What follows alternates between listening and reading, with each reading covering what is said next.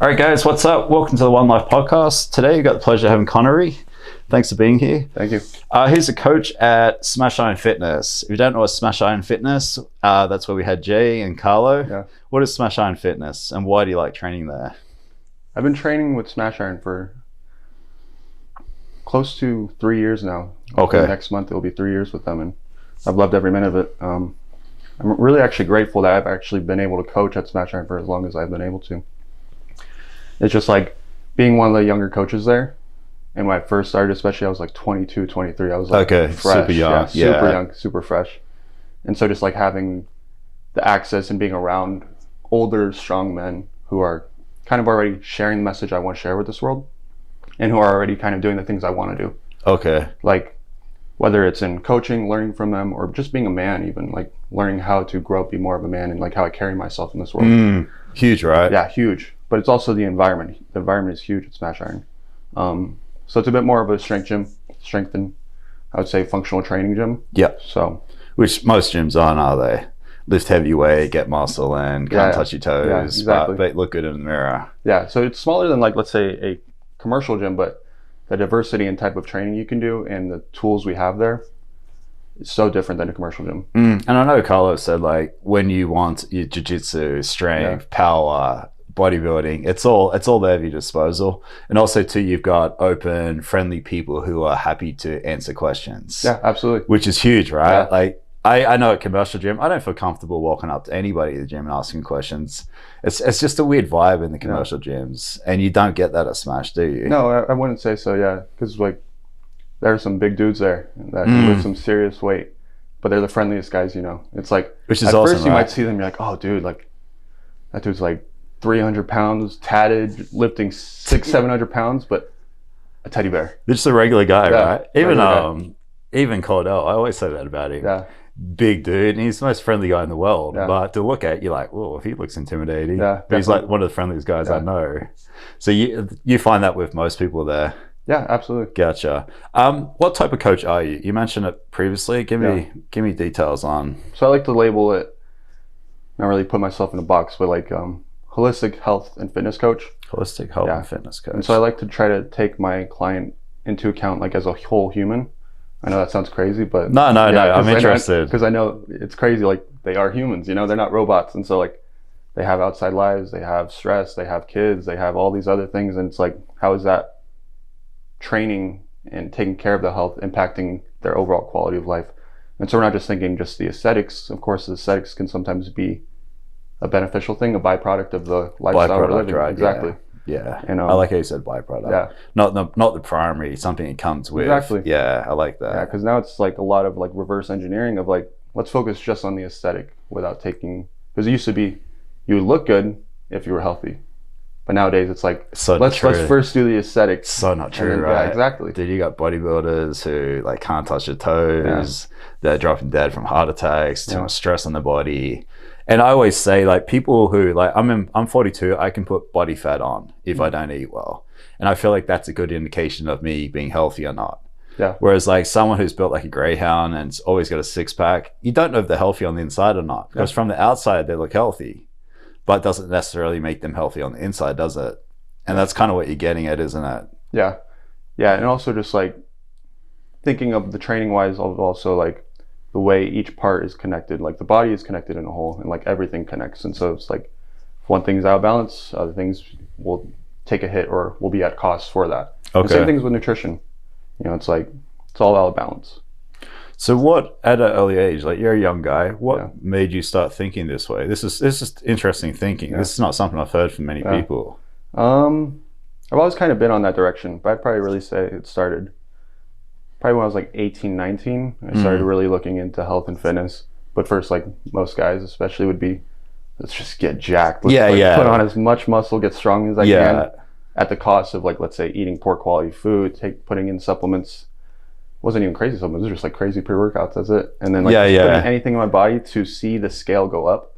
And eventually I realized, I'm like, I really do not like how I feel, like physically, mentally, spiritually. And it's like, that's interesting. Exactly. And so like, I wanted to feel good. I wanted to feel good mentally. I wanted to perform good so I can perform good in life, so I could be the best version of myself, to be able to give my best self to my clients, or like even to my family or my friends, so I can think clearly, I could have good energy, I can be sharp, and a lot of that directed into taking better care of my health. And then eventually I started to actually look better because I was healthier. That's interesting. That's refreshing to hear it from such a young guy. Yeah.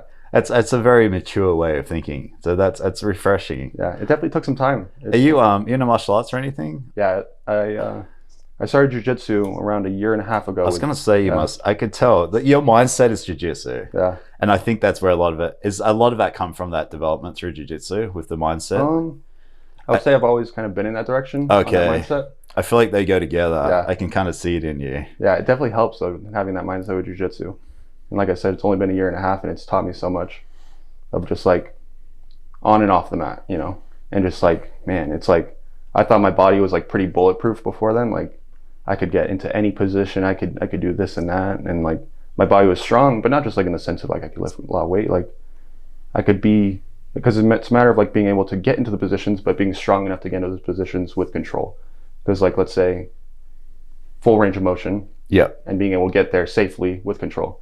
But man, jiu-jitsu has shown me like your body really needs to be resilient in that thing, because you're getting put in every direction, every plane of motion. Yeah, and your body's getting twisted. Then you get the mindset going with it, when to quit, when not to quit. Yeah, exactly.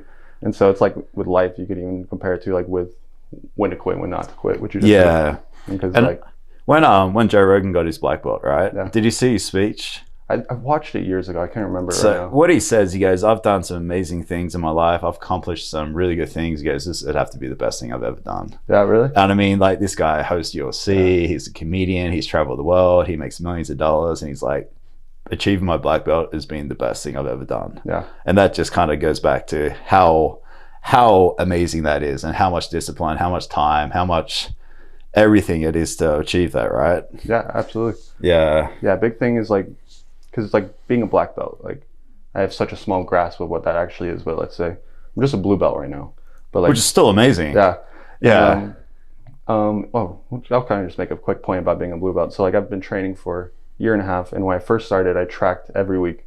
I'd post on my page, on my story, like week 1, week 2, week 3. Oh, did you really? Yeah, and it was never to like be like, oh, Connery, what week are you on? It's like, it was never really to like just post about it. I wanted to implement it into people who follow me for whatever reason they follow Connery, you know, but also for my clients. I want them to recognize like the importance of consistency in action. Like the consistency of action is what gets you where you want to go. Like, especially with jiu-jitsu, like I'm not going to get good just by showing up once a month or every other month or never showing up at all. It's like you have to be consistent with it. Like same thing with the gym. What you put in is what you get out, right? Exactly. Yeah. And it's funny, like a year and a half is pretty quick to get your blue belt too. Like normally it's 2, maybe 2.5 years. So you've actually done it quicker by being consistent, would you say? Yeah. Which, I mean, year and a half is impressive, very impressive. Okay. And I'm very big, like when I've done martial arts, I've had a private coach. Yeah. Like, yeah, group training's cool, but I feel like you progress 10 times quicker doing private sessions. You drop your hand, your footwork's weird, even jiu-jitsu, I had a private coach, and I feel like it's so good. Just it's kind of like they say like practice is what is it, like perfect practice is more important. That's what I like about private stuff, is like your perfect practice, you got someone literally watching everything you do, and they're just on you. And I like it for that reason. And that goes back to personal training and coaching and things like that, right? Is the importance of just having that personal touch. I go back to your holistic stuff, so run me a little bit more about that. I like what you're saying with the environment. So if you get a new client coming in and you're discussing an environment, what does that mean exactly? Like I come to you, what questions you are? You're kind of like pre-screening me physically, but also environmentally, would you say? Yeah, kind of just understanding the lifestyle that you live, like outside of the gym, because the gym might be my life, because I'm in there all the time. Yeah. But I understand it's not my client's life. Like I understand they have so much more outside of it that could be impacting their performance in the gym. Like, which is so important to be able to step back and do that, right? Yeah. Yeah. And so I like to even do just basic things with my clients so they could start being aware of how they feel. So like I'll have them do like a readiness score, a wellness score. It's like basically usually I'd go from a scale from 1 to 5, and they'd want to be at a 5. So it'd be like, where's their mood at? Where's their energy at? Where's their sleep at? Where's their stress at? Where's their soreness at? How's their nutrition been the last 24 hours? How's hydration been the last 24 hours? Okay. And it's not in the sense of just how much water you drink. There's so much more to hydration than just purified water. You know, we want to rehydrate the cells, rehydrate the body. And then so let's say if their score is pretty low, it's like they clearly don't have the resources that day to be really pushing it in the gym. So we need to know when to push and pull back in the type of training. Okay. Because if not, it's just if you just keep hammering and working out, not just like a sense of exercising, working out, but working out of the body, like you're exerting out of the body. And so eventually they're going to burn out. They burn out or they get injured. And what does that do? What does that do for, like, if they have kids, like if they have other things, they have work, like, and so thinking into that account, but also the way their body moves through ranges of motion. So like, I just like to think of it in a functional sense of training as well. I like that a lot. And you're right, like if you get injured or you damage yourself, or people got kids, people got full-time jobs, people got a lot, because you and I like live and breathe the gym. It's what we generally talk about. You presume everyone goes to the gym, you go to supplement stores, you go to the gym for work, and you just presume that everyone does that. Yeah. But you realize like you're probably 1% of the population, if that. Yeah. It's very rare, right? Yeah. And it's so easy to get caught up on that. Oh yeah, everyone lives my lifestyle. And then you go to a theme park or airport and you realize that no, nobody lives that lifestyle. Yeah. It's very rare. I like how you putting yourself outside and thinking. So as far as like functionality for people, what are you talking about? Like getting off the couch, opening a jar, making the work easier? Like what functionality are you kind of working on? I would say to feel confident and feel safe, or feel confident that your body can move safely through whatever really life throws at you. Okay. Because you're not always going to be moving in a perfect controlled position, like let's say in the gym, or like a perfect neutral spine all the time. It's like the body's going to move and put in its positions like maybe that aren't expected sometimes, and we want to feel safe there. Because let's say if they're an older client, I want them to even simply like try and pick up a pencil off the ground. Like that's an important thing. Or like even having the ability to feel safe to get on the floor and like let's say play with your kids, play with your grandkids. Yeah, or chase after your kid because they're running away. Yeah, exactly. Or I've put a muscle on my back just throwing a sheet on the bed because I've been stiff. Yeah. It happens, right? Yeah. And the cool thing about jiu-jitsu, if you fall by accident outside jiu-jitsu, you're a lot less likely to hurt yourself because you know how to fall, you know how to catch, you know how to roll. So that's a huge benefit of jiu-jitsu. Yeah. But just being strong and resilient is going to help you be better at that too, right? Yeah. So talk to me about your training specifically. I'm sure your training is very interesting. Yeah. So typically right now, since I have jiu-jitsu on top of that, I have to adjust my training accordingly. I like so let's say my split right now, Monday through Friday would typically be my training days. It'd be Monday, Wednesday, Friday would be my strength days. I'd be doing just simple like strength training, weight training through large ranges of motion. Sometimes it'll be, let's say, just heavy barbell stuff or dumbbell stuff. So a lot of compound stuff. A lot of compound movements. And then Tuesday and Thursdays are my split days. So not split days, but actually like side splits and like front splits. And then like handstand work. And so really? Okay. Yeah. And so I like to continue to try to stay on top of my range movements, separate from my strength training days. And then, yeah, I'd say that's probably pretty much where it's at right now. You got some interesting training. Yeah. And how have you adjusted it towards jiu-jitsu? Like what benefit are you getting with this training towards jiu-jitsu? So with jiu-jitsu, one thing I've noticed is like, I'm not necessarily just trying to get stronger for jiu-jitsu. It's more of like, almost like prevention of injury, of like keeping my body sharp and healthy so I can continue to perform safely in jiu-jitsu. And when I have the time, I'll up the training, up the intensity, and really try to push for like strength.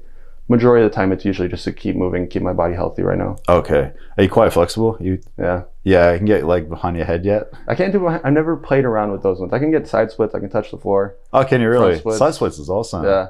What about like frog position? Are you getting your hips close to the ground? Yeah, pretty close. That's awesome. Because that's like huge for jiu-jitsu, right? Yeah, if I do the frog or if I do like a butterfly position. So when I was serious into jiu-jitsu, I had a Brazilian guy. I was teaching him English. He was teaching me jiu-jitsu. Yeah. So he was a brown belt. We're trained like 5 times a week, like one-on-one. And he would literally stand on my legs and like the intensity of Brazilians with jiu-jitsu is insane. But I literally could put my leg behind my head, and it was such an advantage. Like it did. I was like, why the hell am I going through this pain? And then when I started rolling, getting better, I realized, oh my God, this is such a benefit of having my butt kicked. And we were literally like, it might just be one arm bar. We'd just do 100 times in a row. Yeah. So our warm up would be like, hey, this 100 times this way, 100 times that way, and then triangle 100 times, 100 times before we started training. And then, have you ever done where you got your hands against the wall, you literally climb around someone without touching the ground? My hands are on the wall, and then. So you got someone, they're either standing there or they're standing there with their hands on the wall, and then you jump on them and you mount them, and you got to work around on 360 without touching the ground. Interesting. No, I've never seen oh that. my God. It's the hardest thing I've ever done in my life. As the climber or the climber? No, yeah. as the climber. Oh my God. Like I'm 220 and you got your hooks in and you're climbing and you're moving and every muscle in your body. And I think I made it like 2 or 3 times and I was out. Well, you try to get as many rotations as you can. And then you go back the other way. Yeah, he's wearing the gi. So you got handles. Yeah. But I saw on the Ultimate Fighter, this guy did it maybe, I think it was 100 times. Oh man. It was insane. One go. I was like, oh, that's, like you can imagine, right? Oh yeah. Like how much do you weigh? Right now, probably around like 210. So when's the last time you sat there and just held your strength? Oh man. Never, right? Yeah, I couldn't even imagine right now. It's insane. I was so impressed. Why handstands? I love handstands myself, but what do you do them? One, I think they're a nice little trick to do. It's fun. But also I'd say really good for the shoulder health and learning how to be upside down. Shoulder health being a big thing, right? Yeah. Shoulder health, a bit hard on the hands and wrists, but I think it's really good to kind of know how to be upside down and just like... It's really weird at first, isn't it? Yeah, exactly. Yeah, I hated it when I first started. And it kind of goes back to how we were talking about before of like falling, let's say, like people safely knowing how to fall or being upside down, which isn't always a very common thing, but... It freaked me out so bad when I first went upside down. But then you adapt. Yeah, you do adapt and eventually like the blood rushing to the head, but eventually you get used to it. Yeah, and you're right about the wrist. It's definitely hard on my wrist. Yeah, and so that's another thing is to make sure we're being mindful of the wrist care, but also let's say if you're doing jiu-jitsu, like you're already doing quite a bit with your hands and forearms and your grips, and then so just got to be careful with like loading too much on the handstands, and then eventually your wrists get maybe injured or fried from it. So just got to be mindful. Okay. So I did personal training for 8 years and I started when I was 21, 22. So probably about the same age you started. And the thing I found is I was good at what I did, but I wasn't a business guy. Yeah. How are you doing with the business side of things and the marketing side? I'm getting better with it. It's just a matter of actually getting the experience and being in there, because like it's slowly refining. I'm sharpening it, but it's a matter of actually being in there.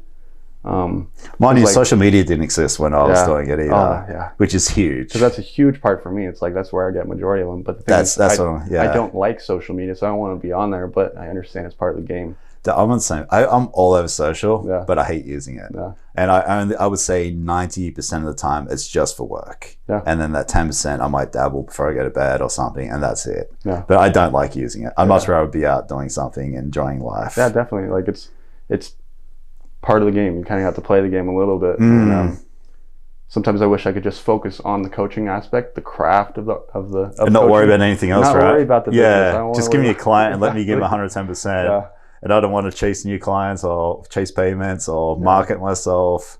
I feel like a lot of people are in that position.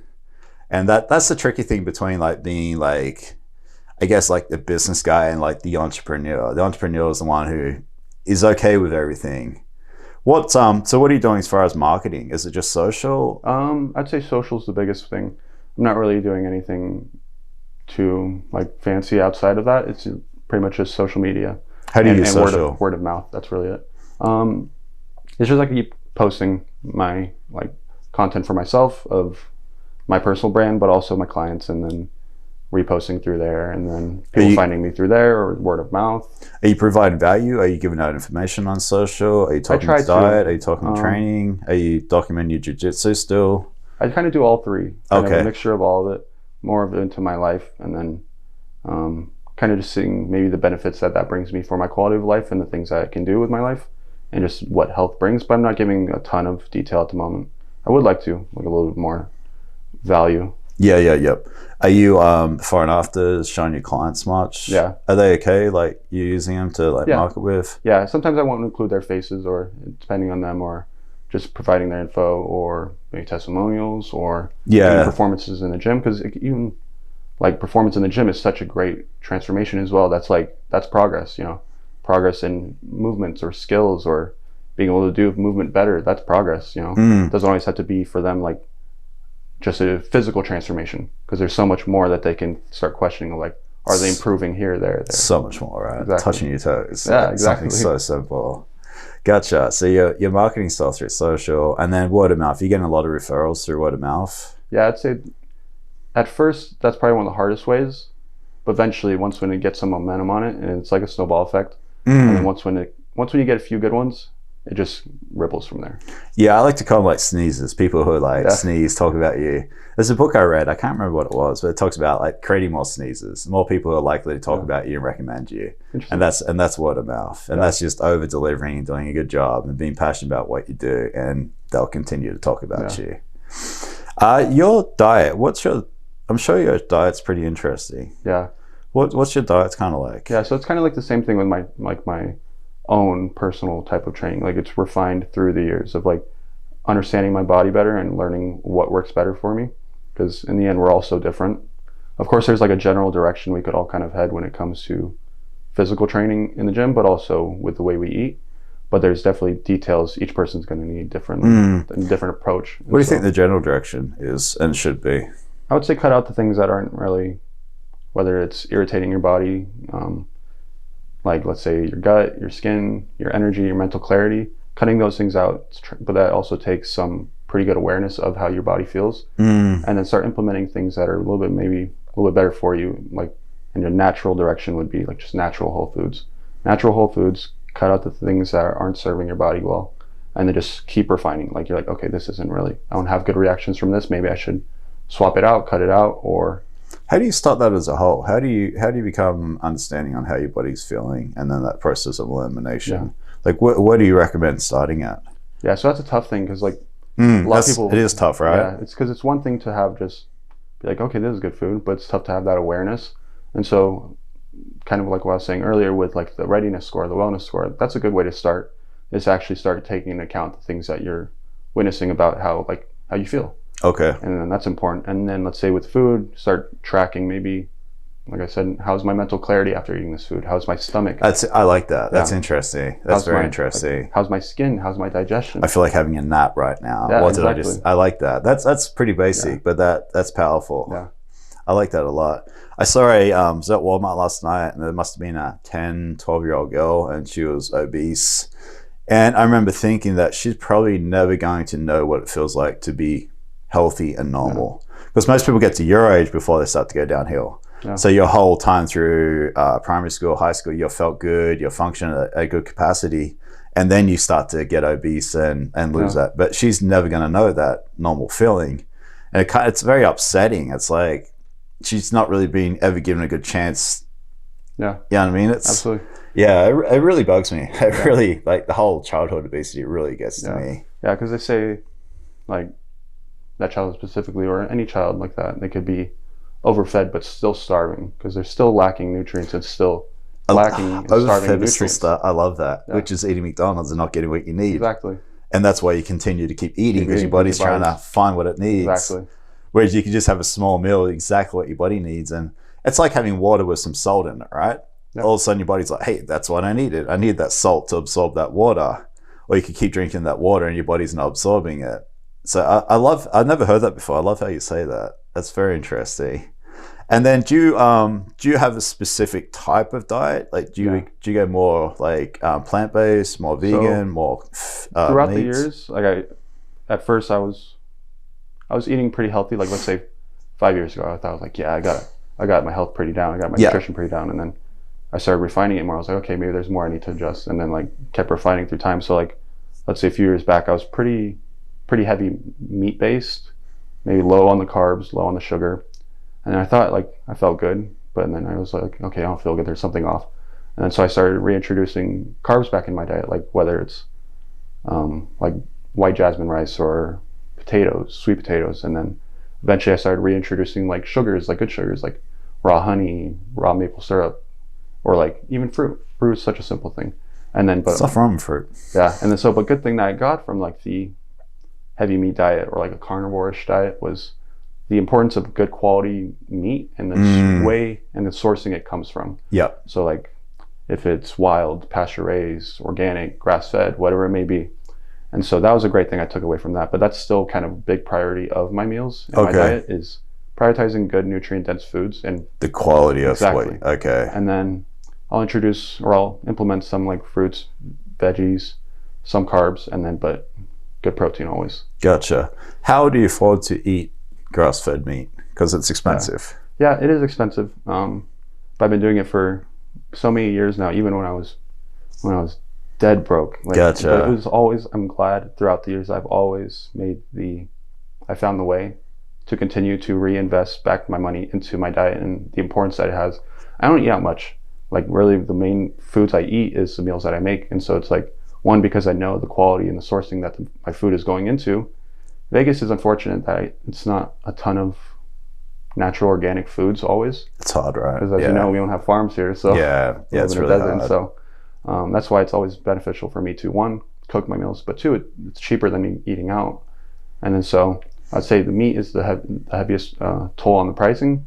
Veggies aren't too bad, so I'd just say it doesn't even have to be fancy meat. It doesn't have to be steaks all the time. It could just be grass-fed ground beef. That's like, it used to be like $6.99, but now with everything increasing, it's like closer to like $7.99. Yeah. I like how you know exactly the price. Like you've done this plenty of times. That's my gas. People will track the gas. They're like, okay, this is going up. For me, I'm like, okay, ground beef is going up. I like that. Yeah, gas prices are whatever. You got to buy it. But yeah, meat. I like that. Yeah. So you're prioritizing your health now. So later in the track, it's going to save you money. Absolutely. But it's very hard to get your head around that.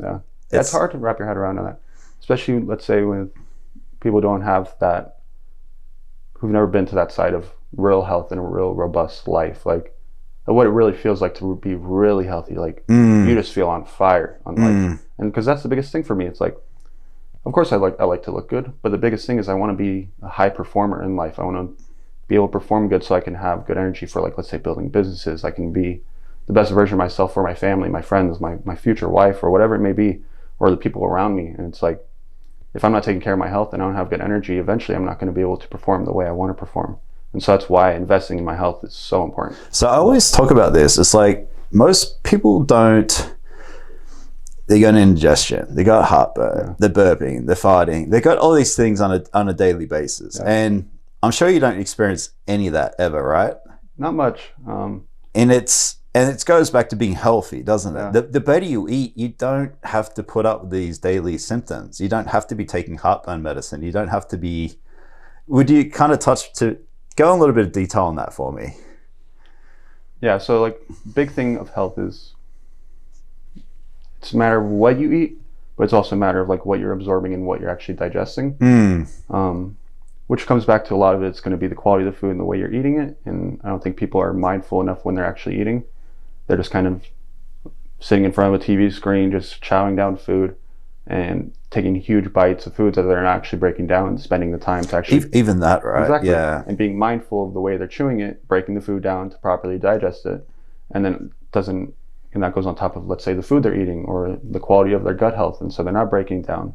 They're bloated. They got bad gas. They got poor digestion, poor bowel movements. Yeah, even that, right? Yeah. And so that's also the gut health, but also that will reflect on the skin, the energy you have, the mental clarity you have, and so it all connects. Stress, Exactly. And then eventually, you might not be paying for the consequences right away, but eventually it's going to come and take a toll. Yeah. And so it's like paying for like credit. It's like you don't have to pay for it right away maybe, but eventually it's gonna come knocking for you. You know? I like that a lot. Yeah. And I like what you said, like you cook at home, you eat at home, and do you find if you do eat out, you do have fast food or something, it just doesn't do it for you? Oh yeah. Because you have good meat, good vegetables, good carbs. It's filling and it's satisfying, and then you go eat In-N-Out, Chick-fil-A, and you can eat 2,000, 3,000, 4,000 calories and feel like you haven't had anything. Yeah. It sucks, right? Yeah, absolutely. It's like, I think about that a lot with like eating, because it's not like I was saying earlier, it's about like, I want to perform well. And it's like, people think like I'm depriving myself of the way I eat sometimes. Like, no, my food is very nutrient dense and I love the foods I eat. And I don't want to sacrifice that to just have this quick little meal that's going to make me feel like crap. Cost you more, make you feel like crap, doesn't satisfy you. Yeah, because like... You end up eating at home anyway because you're still hungry. Yeah, exactly. Yeah, and that's also hard because like, I'm sure you could probably relate to this. Like, I'm a pretty big boy. Like, I'm like 6'4", 210, and it's like, and I live a very active lifestyle, so I need like a lot of food. Yeah, you need and calories. So yeah. I don't want to spend more and more money at this restaurant to try to fill myself up. That's the thing, right? It's hard, man. Yeah, it ends up costing you a lot. Yeah. Yeah, if I eat out, it's generally like, you can eat sushi or Brazilian steakhouse, something where, it's cost me a bit of money, but I'm really enjoying it and it's good food. Yeah. I'd much rather have sushi or Brazilian steakhouse opposed to like Chick-fil-A or In-N-Out, or spend more money, get better quality food and get more of it. Yeah. That's my way of doing it. Yeah. But for the most part, I just eat at home. Thing I do is I eat once a day now. Nice. So I fast 22 and a half, 23 hours a day. And when I was your age, if you told me I would be doing that, I'd be like, no way, that's so bad for you. You'll lose size, you'll this, you'll that. And I found out it was the most simple, best thing I've ever done in my entire life. And most people aren't really open to it yet, but piece by piece, day by day, I'm trying to influence more people. Yeah. What's your eating window? I would say like 4 o'clock to 5:30 for an hour and a half. Nice. And I'll probably put in maybe 2,500 calories in that time, and that's it. And it's so weird because I probably burn 3,000 to 3,500 calories a day. I'm 215, I'm 6'1", go to the gym 5 days a week. So you think I would need more than that, or you think you'd be breaking down the muscle, and it just doesn't happen. Yeah. It goes against everything I was brought up to believe, everything I've read, everything anybody's ever told me. But I've been doing it for 4 or 5 years now, and my life's never been better. Nice. And you talk about clarity after you eat. Yeah. My clarity's on point because I don't eat. There's nothing to distract my energy or take anything from my mindset because I'm not eating all day. The longer I fast, the more clarity I get. It's really weird, but I wish I knew about it at your age, because it would have been shredded all the time without trying. For me to get shredded in the past, it took me 3-4 months of hard dieting, had to have a goal. Now I think I'm like 12% body fat now. I'm 42 and I'm not even trying. Yeah. And I love that. It's so nice to have another tool in your tool belt. Yeah. Yeah, I feel like when you have it dialed in, and it's not like you have to be working out crazy or eating like such a low calorie diet. It's like if everything's sharp and you're healthy, like it's easy to keep that body fat off. And then, like, let's say if you want to sharpen it up even more, it's just like that. And I love at an early age, you're not talking about just aesthetics. You're not talking about like, hey, I want to look like this just so I can get girls. Yeah. You're at a health base, and that's what I'm like now. I'm very big on health, the way I feel, the way I sleep, the way I get up, and I love the fact that you're so passionate about that already. Because by the time, like, I still feel like I did when I'm your age. Like I still feel the same at 42 as I did when I'm 20, and that's not buttering it up or making it up. I still feel the same. I can still do everything I did 20 years ago, and I'm so proud of that. And I look around me, people my own age or younger, and they can't do that. And it's not an arrogant or a cocky thing. It's just like, take accountability for your life, and you don't have to necessarily get old. Like, your age is just a number. The way you feel is the most important thing. And I'm sure you still feel like you're 18, right? Oh, absolutely. So, and it never has to stop. Yeah. I plan on just getting better and better through age. Like, yeah. And if you take care of your joints, people who lift too heavy, people who blow out the joints, that doesn't go away. I've always taken care of my joints. All my joints are healthy. Everything functions well. And I feel like that's the most important thing. Definitely. Yeah. I think that comes back to a lot of also like nutrition that people don't kind of take into consideration for, let's say, their joints, or let's say their flexibility. Because if their body's stressed, inflamed, the body's tight, how do you expect to be mobile? How do you expect to move well? And then it's also like a matter of being able to put the body through good ranges of motion, like through good stress, so it adapts. Like a lot of times people will come in with like bad knees, or let's say shoulder pain, or let's say back pain, or let's say previous back injuries. And so now it's like, now they don't want to do anything that involves, let's say, bending the back, bending the knees. Yeah, just avoid it completely. And the doctors probably told them to avoid it too, right? Yeah. And so it's like, that's not a way to live. We want to put it through good stress so it adapts to those like positions that we put it through. Yeah. And then because like we want to make it resilient. We want to make it resilient like through life.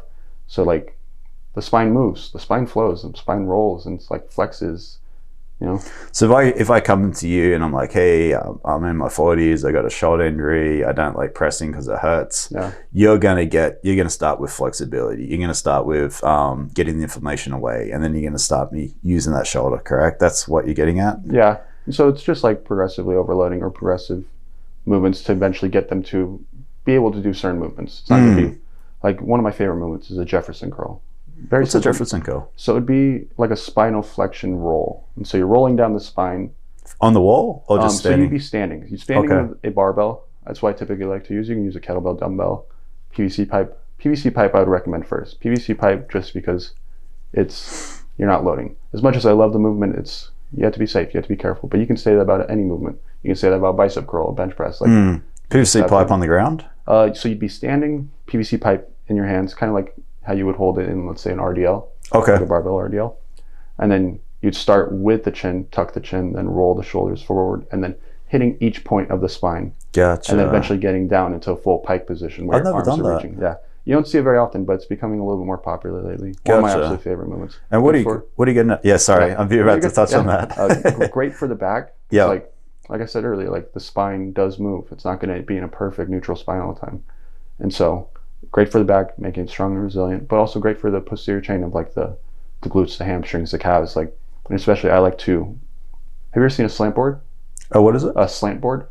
Yeah. And so like you can do like knee over toe stuff on that, but I like to do it in reverse. So it's like my toes are facing up. And so it puts my feet on more of an elevation. So it puts more load on the calves and hamstrings. Okay. Yeah. That makes perfect sense. And so I don't spend time with my clients having them sit and stretch. Like there's so many faster ways and more effective ways to develop flexibility. Plus they can do it themselves. Yeah, exactly. They can do it themselves. And like you can develop so much of your mobility and flexibility through proper weight training through a large range of motion. And so like even with a Jefferson curl, even if I don't spend time with them actually learning how to develop their flexibility, they can develop being able to like touch their toes or being able to put their hands on the floor through a Jefferson curl. Okay. Yeah. I'm going to the gym today. I'm going to try that. Yeah, give it a try. Dude, that's what I love about this. I'm always learning. Yeah. This is the number one thing I want to do about this podcast is learn from other people because you never know everything. Everybody's got something to provide. Yeah. Everybody. Absolutely. And that's why I've taken so much from like Smash Iron. It's like, yeah, you literally have the right perfect surroundings. Yeah, perfect surroundings. And it's also when you go in there, like when I first started, I was fresh, like I told you.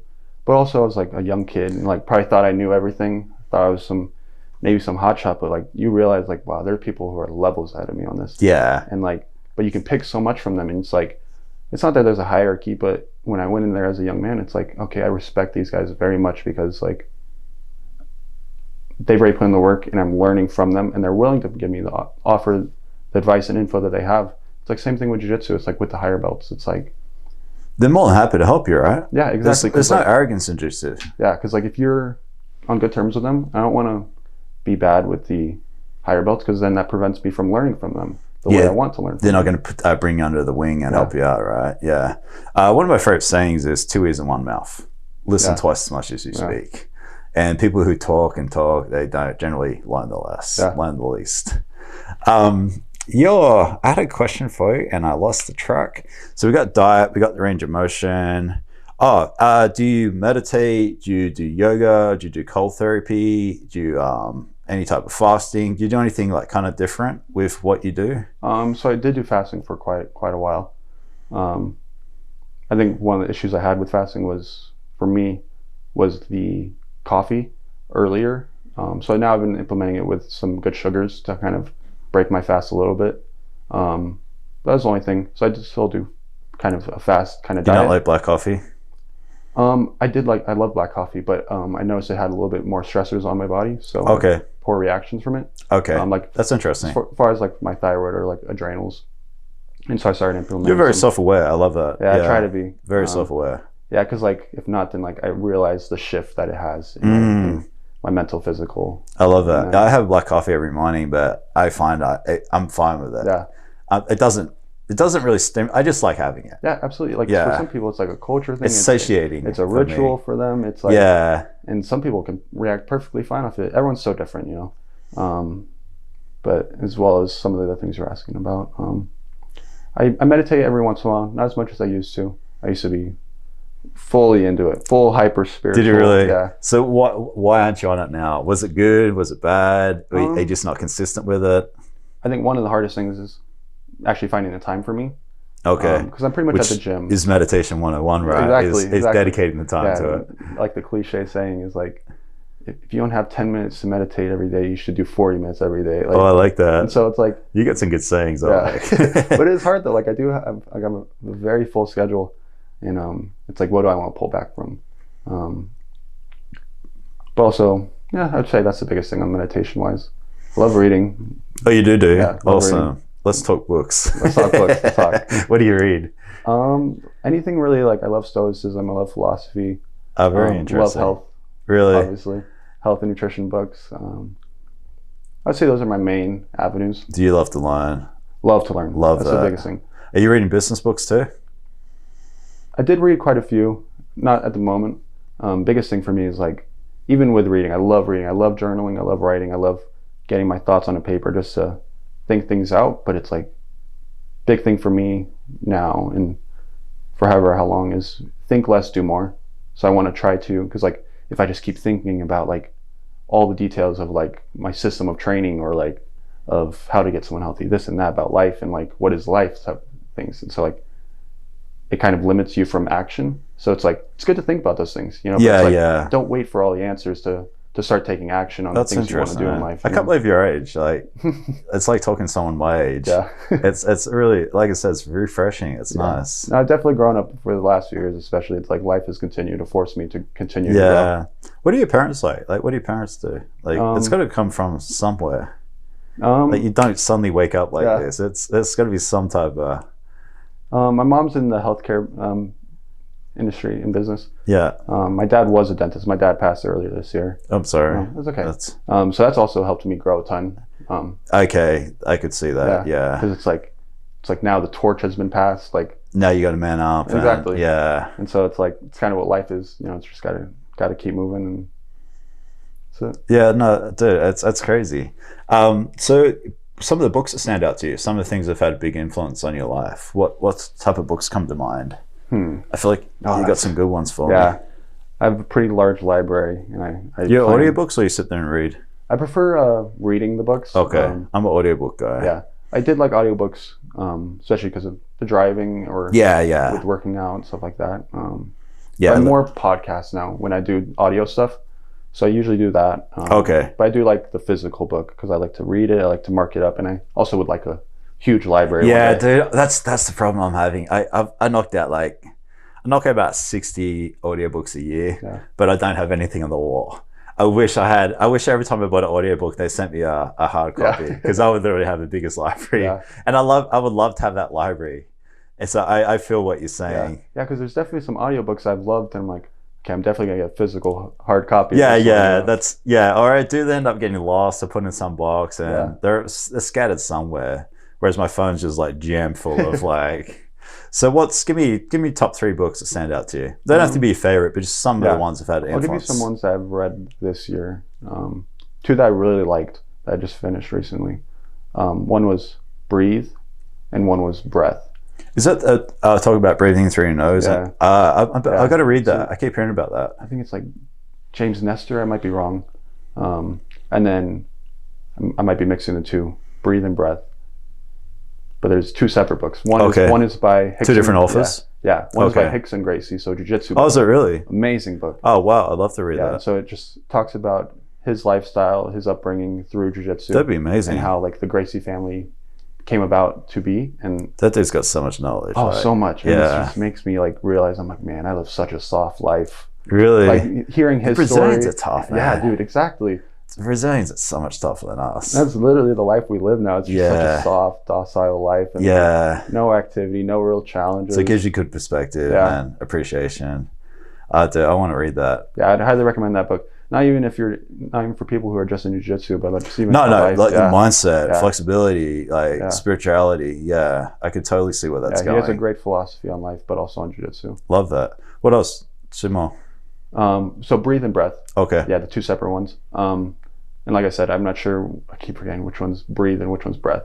I think Breath is for Hicks and Gracie. Breathe is for James Nestor, I believe his name is. Okay. That's the one about the nasal breathing through the nose. What's you say about that? You say most people are breathing through the mouth, and they're not. Of mouth breathers. So what is the pros and cons of this? That really has such a big impact on everything, like of how even your body looks, functions, and performs. And so, like with the way we inhale through the nose is going to impact our facial structure, which has a big impact on, let's say, how we even sleep or how we perform or how our cognition is. Okay. It's going to be a huge thing.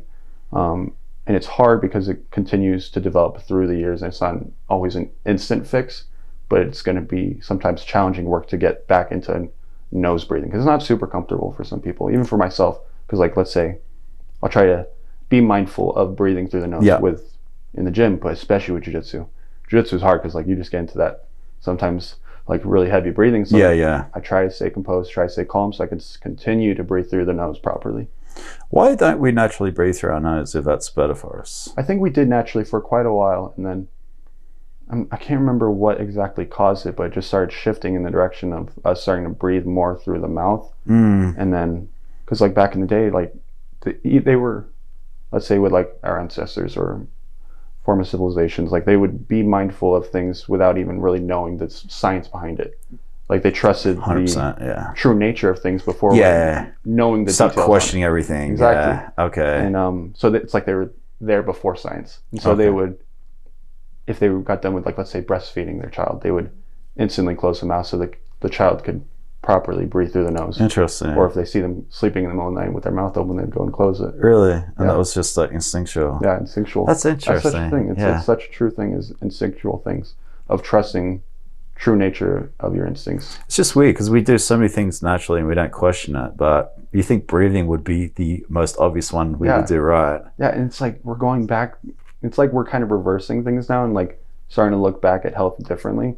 And it's like some of the most very basic things, and people are like, wow, that is so profound. It's like, let's breathe properly through our nose, let's drink good quality water, let's get good sleep, and like, that is organic, mind-blowing. Yeah, organic food. Like, what is organic? Organic is the way it was always just real food. Exactly, this is real food, and it's like, people are like, oh man, this is profound. Like, it's not sure. Have you read Sapiens? No, I think I have heard of it though. You should read it. Yeah. It's the evolution of human beings. And it talks about mixed match diseases. Okay. Talking about how we use the toilet to go to the bathroom, it obstructs our bowel movement, and that's what causes a lot of problem. Wearing shoes causes problems with our feet. Wearing the fact we wear glasses. Yeah. So all these things that we never used to have, we have now because of what technology society's brought in. You and I are both born, hey, this is how you go to the bathroom on the toilet. But you don't realize if you squat over a hole, it's so much better for the body to move, and it's less likely to develop polyps or have like excess feces stuck inside the body. It's I know it sounds weird, but it makes sense because that was the natural way that we're designed to do it. And I think it's like Japanese or something, they still do it a certain, like the potty squatties. Yeah. With the feet up, all it is imitating what we're supposed to do naturally. Yeah. But I mean, obviously toilets have changed life for the better. Yeah. But physically inside, it's I feel like you might like that book. Yeah, definitely. It's very interesting. Yeah, because like even with some things like in the evolutionary scale wise, like things are moving so fast with like technology, the things we have access to now, and it's like our body's not adapting fast enough. No, and how good it? Yeah, exactly. And it's like 100 years. 100 years is it's a good amount of time. That'd be a long life, but it's also like in evolutionary wise, like that is quick. Like it's tough for our bodies to make those like adaptations that fast. Yeah, even just staring at a phone, right? Exactly. Yeah, like I just started after wearing reading glasses this year because I'm staring at a damn phone and a computer all the time. Yeah. And I'm sure if I wasn't doing that for work, I'm sure I wouldn't even notice it. But every day I'm 4 or 5 hours a day doing work on a phone. Yeah, it sucks. Cold therapy, cold showers, cryotherapy, do anything like that? No cryotherapy. I haven't done cryotherapy. I'll play around with cold showers and cold exposure when I have access to it. Big on saunas. Love the sauna. Oh, do you really? I'm definitely a so you like fire the warm, guy. Yeah, I'm definitely like the a heat guy. Sauna. Yeah. Gotcha. Yeah, so I love the sun. I love going outside. I love getting good. Even when I was waiting for you, I was out there in the sun having a coffee because I'm like, hey, I get an opportunity to get in the sun. Yeah. Sun is so important. That's another thing. It's like, it's such a simple thing. Sun, properly breathing, getting good sleep. Like those are such a simple thing to things start that would even just having purpose. Yeah.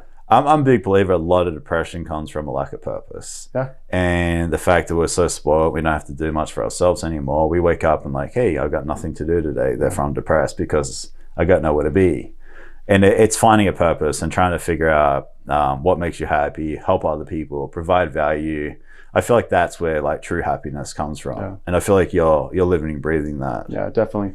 Yeah, which I'm super grateful for. It's because like, and you discovered that at a young age, which is even more important. Yeah, and that was such a big like catalyst for me to grow up faster, is like to become a better version of myself or a better version of a man. It's like with my clients, like the accountability that has, like, it's the fact is also because I'm in person with them. It's like I have to show up properly.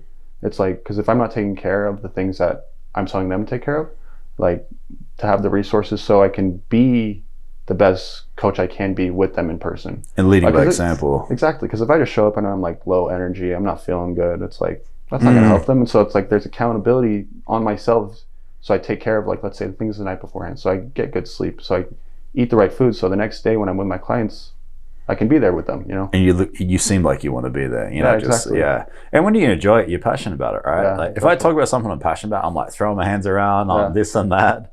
But if it's not, you can read people. You can tell when it's organic or it's fake. And working for yourself, it's so huge. 80% of us hate what we do for a living. Yeah. I don't know if you knew that. Like 80% of the population check in, check out, and they don't like what they do. And they're counting down the week, they're counting down to the weekend, and it really scares the hell out of me. Yeah. It's so depressing. Yeah. And we're buying stuff we can't afford, impress people we don't like, and we're getting stuck in this little rat race. And if I could do one thing with this podcast, it would be to influence more people to take charge of their own life, take accountability of their health, take accountability of what they do for a living, find what makes them happy. And find people like yourself who are doing it and leading by example, like, hey, this could be you. What, as far as working for yourself and what makes you happy, like, what is it that makes you happy? Obviously, you like helping other people. Yeah. You love training. What makes me happy? Oh, man. Have you ever thought about it? It's a hard thought though, right? Yeah, because it's not that I don't think I should be happy.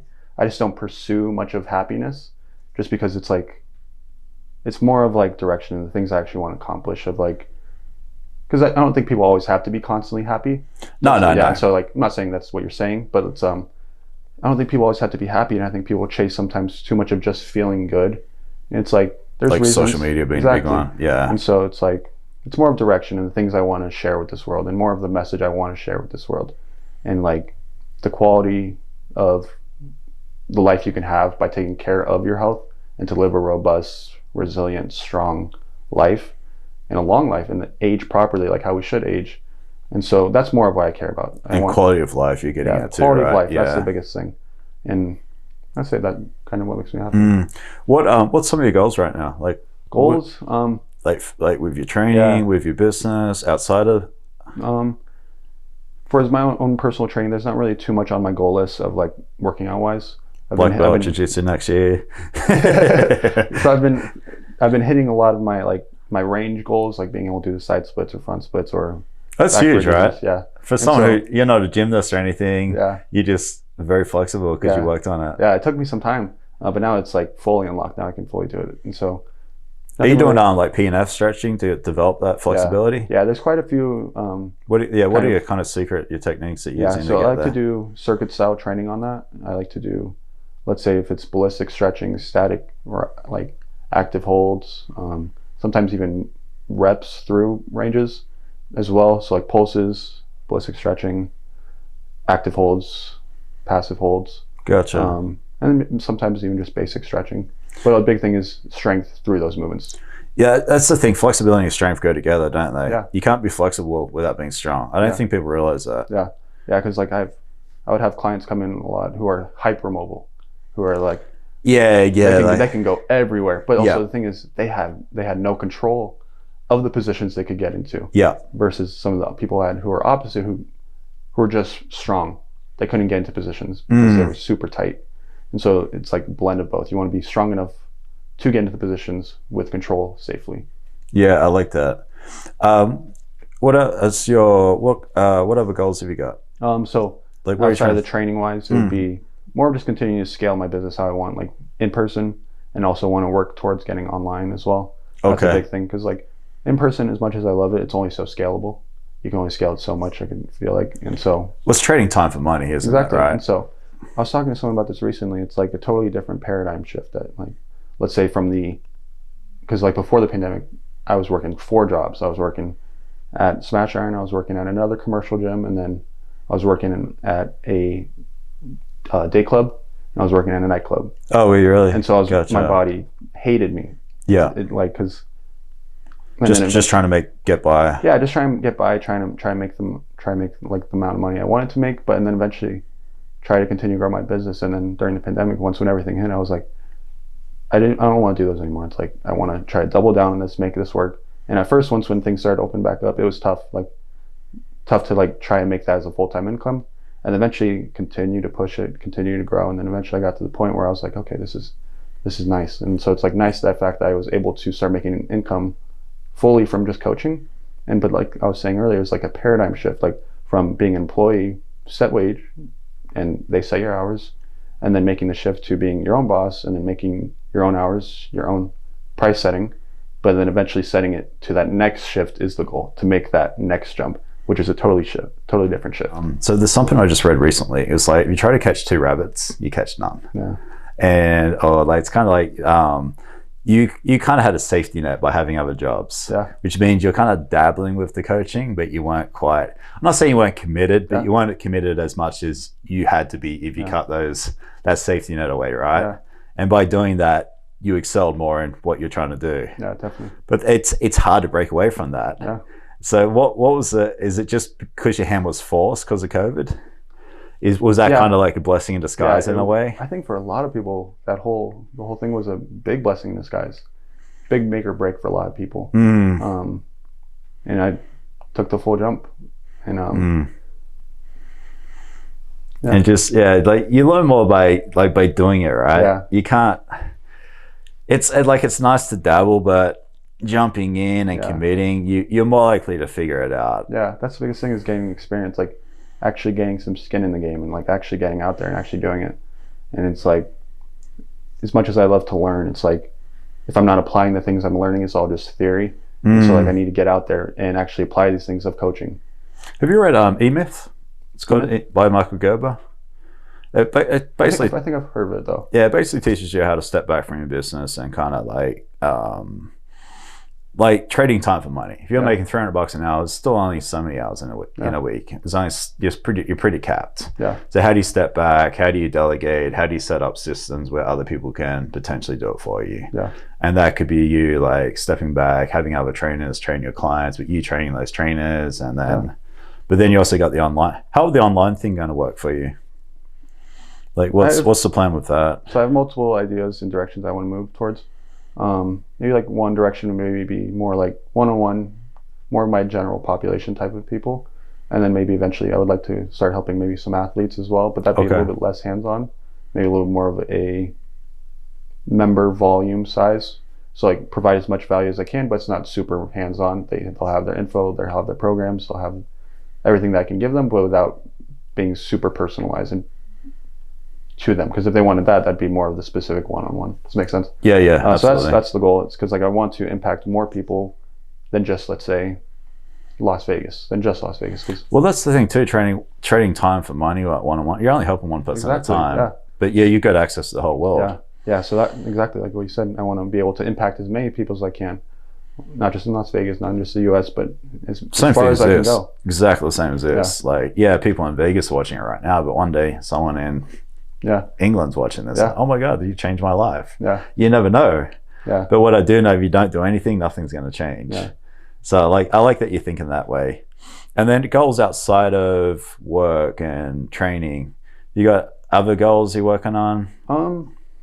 Jiu-jitsu, and then I'd say, because those are my kind of the realities I live in right now, is my personal training, myself, and then my business, jiu-jitsu, and then finances, like financial goals that come with my business aspect, and then just personal life. Those are probably the biggest things, but those are kind of really all the things I do right now. You write down your goals? You got them up anywhere? They're in your head? Yeah, I try to write a lot, because it's good for me to get things from mine into paper. Do you do pen to paper? Yeah, pen to paper. Yeah, I do too. I hate like doing stuff on the computer. Yeah. It doesn't feel as it doesn't feel as authentic. Yeah, authentic probably being a good word. And I always think even my calendar for work, I do pen and paper. Yeah.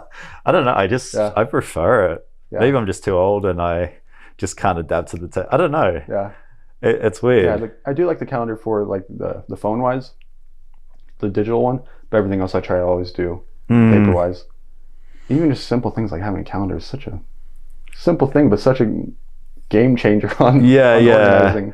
Yeah, I literally a calendar. I don't know. For some reason I like it. So the culture at Smash Iron. Yeah. Like I'm sure you're living and breathing it. Talk to me about the culture. I keep hearing about this culture. Yeah. Give me your input on it. Like you seem like you really embrace it. Oh yeah, I love Smash Iron. Yeah, that's like it's been my family for like the past 3 years. And I like how you say family. That's awesome. Yeah, it's because it also helps because it is ran by family owned, and so family runs the smoothie bar, family owns the gym, and so it's all. So there's a different family inside who run the smoothie bar. Same. Oh, okay, same. So it's actually the parents. Oh, okay. I didn't know that. Yeah. And so everything's just family oriented, and also everyone treats each other like family. And it's like deep connections with the other coaches that I have. Like they're all like brothers to me. And while also being younger than majority of them, it's like I look up to them as like mentors, as like father figures, as like, but also a brother as well. So I'd say all of them. So all of that intermingled for the coaches, but also does have a big impact on the environment that we set with the members, the clients, and like clients getting along with other clients, like from other coaches, and like bouncing energy off of each other, like, and caring about each other's goals, and like seeing the improvements people are making, and whether it's in their lifts or the way their body composition's changing, or whatever. So the trainers are like, you guys are hanging out outside of work and training together. Yeah, so that's cool, right? Yeah, some of us will do different things together. Some of us will actually do jiu-jitsu together. Quite a few coaches do jiu-jitsu as well, it seems like. Oh, do they? Yeah, because gyms I've worked at, like the trainers they'll say hi, but they're not chummy. Yeah. And I like that because, and then what I would find, certain personalities would train with certain trainers and it would be very, very divided. Yeah. But it seems like it's the complete opposite for what you guys got. Yeah, because it's not really like cutthroat in there. It's like we're all trying to grow and learn together, and it's like we bounce so much off of each other as far as learning, rather than thinking we have to withhold all of our information that we have. Thinking like, oh no, they're gonna take my clients, or like they're gonna do this and that. But it's like each coach offers so much value of different parts, like of course like strong in all areas, but some are really strong, let's say with like isometric movements, or some are good with range movements, some are good with the powerlifting, and all can kind of blend into one. And so like if we were all just to be like, oh no, this is my info, you can't have any of it. Yeah, okay. It's like, then it's kind of all just biting us in the end. It's like, so like we share that collective info of growing all together. That's the biggest thing. That's interesting. So if I came to you and I was interested in powerlifting, you'd be like, you know what, I can teach you, but so-and-so is the person to go see. Which is huge, isn't it? And but people refer you because you're specialized in something else, or you're the right fit. Yeah. I like that. Last question was, I keep losing questions on you. It was, I cannot remember. Is there anything else you want to touch on as far as like motivating others? Like, let's just, so 60% of the population right now are obese. Mm-hmm. And someone who lives and breathes health, someone who feels amazing, someone who is very passionate about it. What do you tell people out there? How do they get started? How do they change their lives? What's the basic stepping stones? I know it's a very open-ended question, but I think there's a lot of things that they can do, but simplify it as much as you can. What do you mean by that exactly? Simplify your life and start taking account of the things that you're doing, because if there's so many inputs, it's tough to realize, be like, okay, maybe this is having an impact on the way my body is, or the way I'm performing, or the way I feel. And so like, let's say even just having a consistent sleeping schedule, that's a great way to start, because then you can start accounting for that, or accounting for the things you're eating, the things you're putting in your body, because we're consuming in every level in every direction, like physically, mentally, spiritually, of like the things we're putting on our skin, the things we're putting in our mouth, the things we're visually seeing, the things we're consuming through media, and the things we're listening to. Those all have an impact on the way we feel. It's so interesting to say that. I read something, it was Zig Ziglar. Have you ever heard of him? Yeah. Zig Ziglar and it was Oprah. They're like, don't read the newspaper or watch the news because it's all negative. You watch that, you listen to that, all of a sudden your mind starts being in a more negative state. And that's literally one of the things you just touched on there. I like that a lot. So are you saying, like, as far as your health and changing your life, start eliminating the way you feel opposed to weight loss and nutrition? Start like more self-awareness? That's kind of what you're getting at? I would say that's a great start. Having some self-awareness. That's an interesting way of looking at it. Having some self-awareness and taking account the things that you're consuming in every direction, and maybe start eliminating the things that aren't the best for you and start replacing them with things that might be, let's say, serving you better. That's a great way to start. And so like a sleep schedule. Yeah. And just understand, and in the end, like, no one's going to care about your health as much as you're going to care about your health. And it's like, as much as I care about my clients, in the end, these are their goals. This is their life. This is their body. I can't care for it more than they can care for it. Like, this is for them. Because in the end, I'm kind of directing them and guiding them. In the end, this is them doing it. You know, it's like, whatever goals they have, that's their goals. I can't implement and say they have to live a certain lifestyle and certain theories and ideas of what health is for them. Okay. So in the end, care for your own, like, care about your body the most, like, care about your health. That's, in the end, it's your health, but also simplifying your life. I like that, because I always say no one cares about your business like you do, but with your health, it's exactly the same, if not more important, to be honest. And if someone, like, if I'm a smoker and I come to you, I've been smoking, what do you tell me? Oh, that's tough. How do you put yourself in someone's shoes and get them honest? I know smoking's bad for me.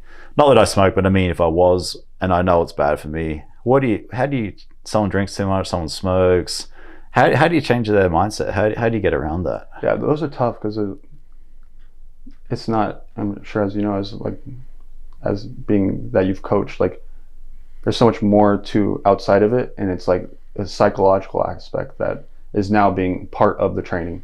And it's not as simple as like, let's just cut it out, let's go cold turkey, throw the whole kitchen sink at it, and like, stop eating this food, stop eating this and that, stop smoking, stop drinking. It's like easier said than done for sure. Yeah, if I could do that, I would have done that 20 years ago type thing. And so with smoking, that's a tough one.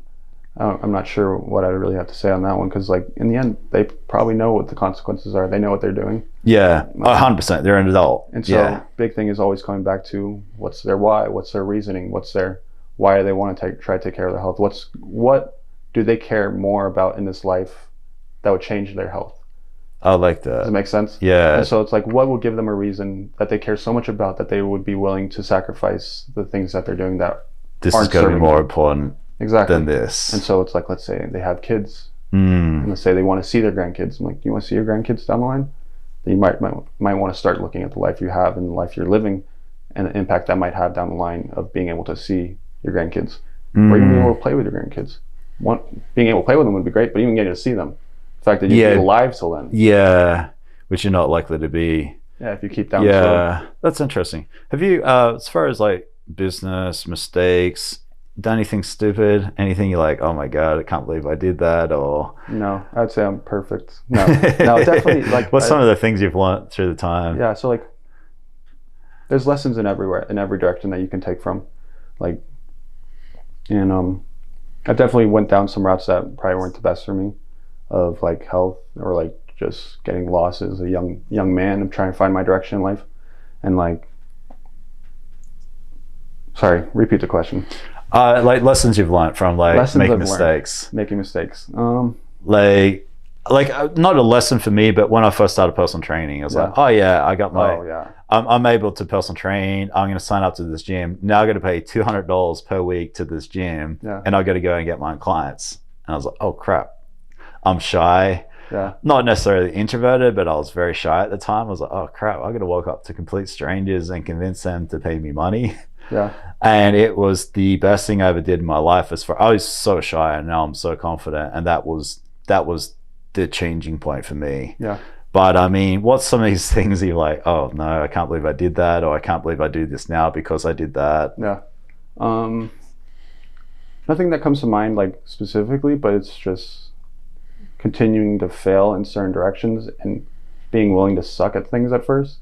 Because like, that's huge, right? Most people don't want to be bad at something. Yeah, like I'm learning guitar right now. Yeah. I'm 6 months in, and I sucked 6 months ago. Now I can semi-play because I committed to myself. Yeah. Yeah, because it's not Jiu-jitsu, fun. you got to Man. suck. Making videos, Yeah. you will suck. I still suck now compared to what I'm going to be in 2 years. Yeah. But it is what it is. Yeah, I'm sure, because like maybe for yourself or even for like myself, like with sometimes my coaching, like my programming or like the things I would post about, I look back at it years back, like let's say old clients' programs. I'm like, man, what was I writing on this program? Yeah. Well, my nutrition could be so much better than what you wrote. And so that's just slowly refining through time. But that's just life, you know. It's like it's gonna get better. It's gonna get better with consistency. Like I didn't plan on being the best I am as a coach, like right now. Like maybe the best I am at this current state, but that 10 years from now, it's like being a black belt again. Like being a black belt on all aspects of life. Like it's gonna take time. Yeah. Like, eventually down the line, I'm gonna be like, man, what was I doing then? But that's part of life. Yeah, I like that. Do you how do you get paid? Do you get paid through, like, do you get paid in cash or do you get paid? I do they just through like Zelle and Venmo. Okay. Yeah. That's funny, man. So when I always tell people this. So I was so shy. I was personal training. Yeah. And say I just trained you 3 times for the week. It's the end of the week. Yeah. I'm broke.